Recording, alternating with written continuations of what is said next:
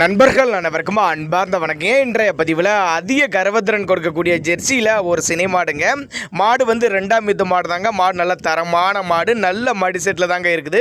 இந்த மாடு எந்த ஊர்லேருந்து விற்பனைக்கு வந்துருக்குது, இந்த மாட்டோட கர்வத்திறன் எவ்வளோ, விலை நிலவரம் எல்லாமே தெளிவாக பார்க்கலாம் வாங்க. ஜெர்சி டைப் மாடு தான். மாடு ரெண்டாம் மீது மாடு. மாடு கலரை பொறுத்தவரை செவலை கலருங்க.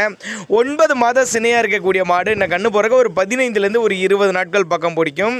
2 வேளைக்கு ஒரு 15 லிட்டரு கறவை சொல்லி கொடுக்கலாம் அப்படின்னு தான் சொல்லியிருக்காங்க. சேலம் மாவட்டம் நீர்முள்ளிக்குட்டை என்ற பகுதியிலேருந்து விற்பனைக்கு வந்திருக்குது. மாட்டுக்கு சுழிலாம் எதுவுமில்ல, சுழி சுத்தமான மாடுங்க.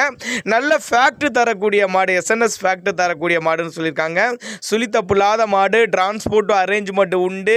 ரெண்டாம் மீத்து மாடு போட போகிறது வந்து ரெண்டாம் மீத்து அப்படின்னு தான் நம்மளோட விற்பனையில் தெரிவிச்சிருக்கு. அப்படி நல்ல காம்போலம். இன்னும் 5லேருந்து ஒரு 20 நாள் பக்கம் பிடிக்கும். நல்லா மடி எடுக்கக்கூடிய மாடு. ஃபுல் மடி எடுக்கிறப்ப மாடு பார்க்குறதுக்கே நல்ல தரமாக இருக்கும் அப்படின்னு தாங்க நம்மளோட விற்பனையில் தெரிவிச்சிருக்கு. அப்படி நல்லா காம்போலங்க. நல்ல லட்சணமான மாடு, கட்டுத்துறைக்கு ஏற்ற மாடு.